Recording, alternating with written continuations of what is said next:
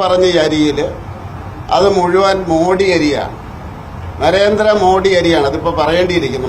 ഒരു മണി പോലും പിണറായി വിജയന്റെ അരിയില്ല.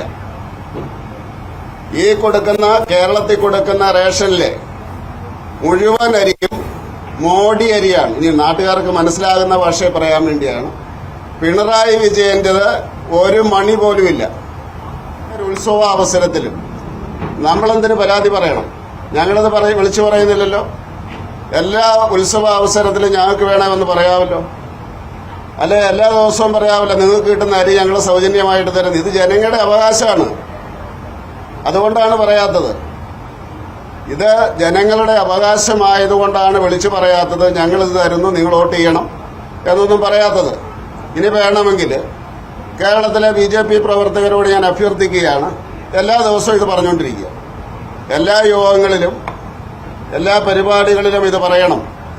അല്ലെങ്കിൽ നിരന്തരമായിട്ട് ഇത് കേട്ടുകൊണ്ടിരിക്കേണ്ടി വരും കേരളത്തിലെ BJP പ്രവർത്തകർ. ഇപ്പൊ ജനങ്ങൾക്കറിയാം ഇത് മോഡി അരി ആണെന്ന്.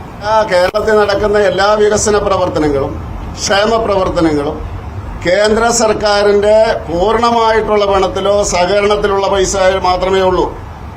ഒരു രംഗത്തും അവഗണിക്കുന്നില്ല. പ്രത്യേകിച്ച് ഭക്ഷ്യവസ്തുക്കളുടെ കാര്യത്തില് കേന്ദ്രം അവഗണിക്കുന്ന പ്രശ്നമില്ല. അത് അവകാശമായതുകൊണ്ടാണ്.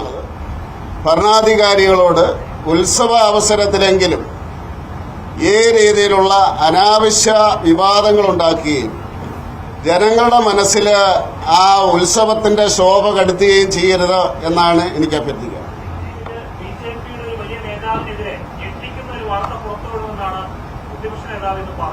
ഞാനിപ്പോ തന്നെ ഞെട്ടിയിരിക്കുന്നു.